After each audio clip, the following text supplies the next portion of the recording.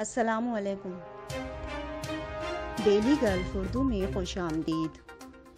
Dubai expo 2020 قانونی چارہ جوئی کے لیے نئے پروگرام کا آغاز۔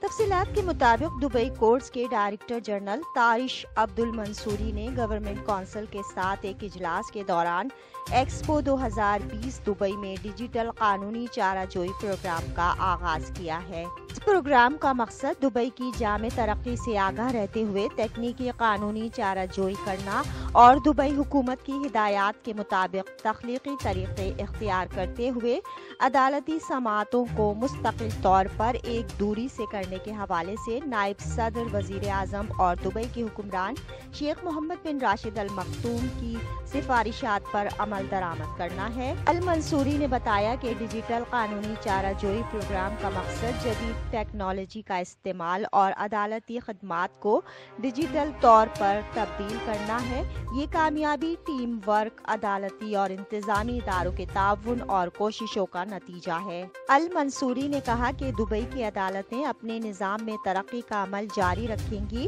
اور انصاف کے نظام کو فروغ دینے اور اس میں ترمیم کرنے کے لیے سائلین اور وکلاء سے مشورے لیے جائیں گے۔ اس حوالے سے دبئی کی پہلی مثالی عدالت کے چیف جج حمد السبوسی نے کہا کہ ڈیجیٹل قانونی چارہ جوئی کا پروگرام ججز، وکلاء، ماہرین اور مقدمے کے فریقین کی سہولت کے لیے ہے۔ یہ ایک interactive on line smart system ہے جو آسانی سے 1 گھنٹے کے اندر استعمال میں لایا جا سکتا ہے۔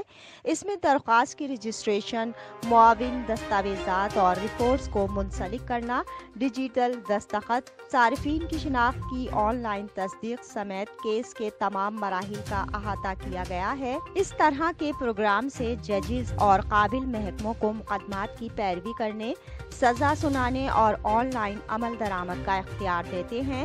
اس حوالے سے دبئی کورٹس کے نظر ثانی جج احمد ابراہیم سیف نے کہا کہ دبئی کا عدالتی نظام ایک منصفانہ نظام پر مبنی ہے۔